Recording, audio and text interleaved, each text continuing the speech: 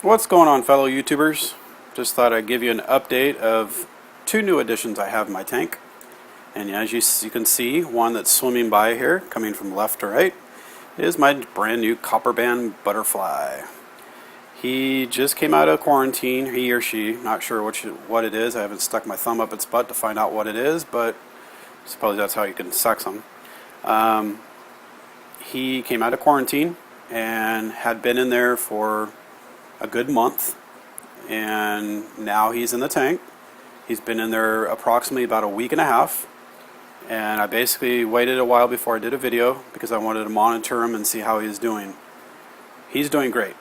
As you can see, my hippo tang that's coming down here into focus that just swam by has basically become the aggressor in the tank. And not really an aggressor, he's basically he or she, I call it a she because come on, everybody knows him as Dory, and Dory's a girl. But she's become the most dominant fish in the tank because of her size. I would guesstimate being at least 6 to 8 inches.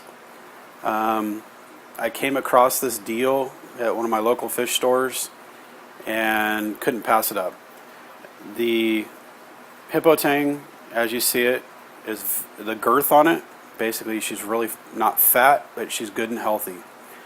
And if you guys know anything about hippo tangs, they're considered ick magnets. And I quarantined her for well over a month and a half, 2 months before I actually put her in the main system and kept an eye on her. She is healthy, she eats like a champ, she swims like a champ, and believe me, for her to find a place to hide at night, it's not easy because she's so big. But back to my copper band.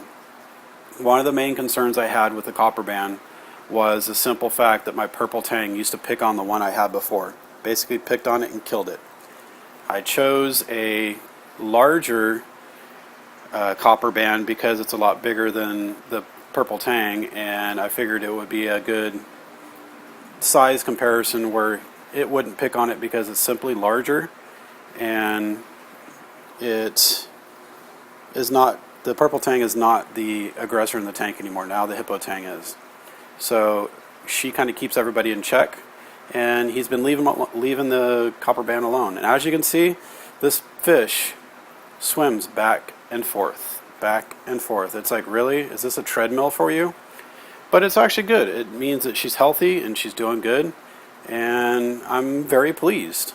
The other addition that I have in the tank is a Bali Anthias. He's coming into focus right there. He's kind of swimming there in the left, upper left, and being kind of shy.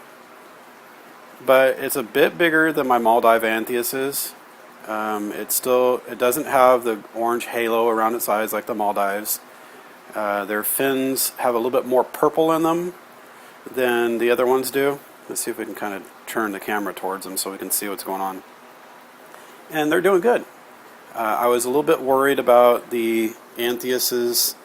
The existing Anthiases were in there, that they would be more aggressive, especially the male. They seem to be getting along just fine. So anyway, that's pretty much the new additions.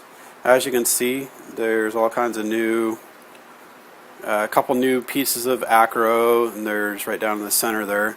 I'm basically acclimating them low, so I can eventually bring them up high. I know everybody's, let's throw them in the system and put them up high.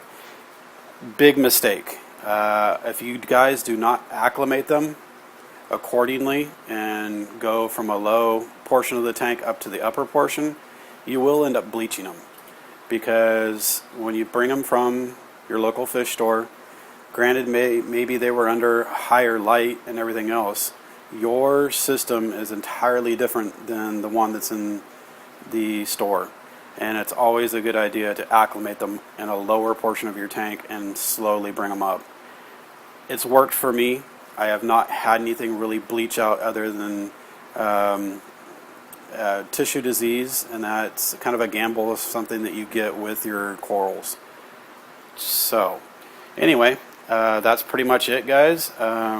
Hope you enjoy the Anthias and the copper band that's floating by. They're all doing healthy. Tank's doing good.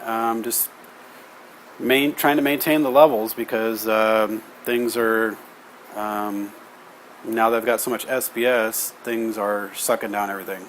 I may end up having to go with the calcium reactor. But so far so good. Anyway, have a great day, guys, and happy reefing.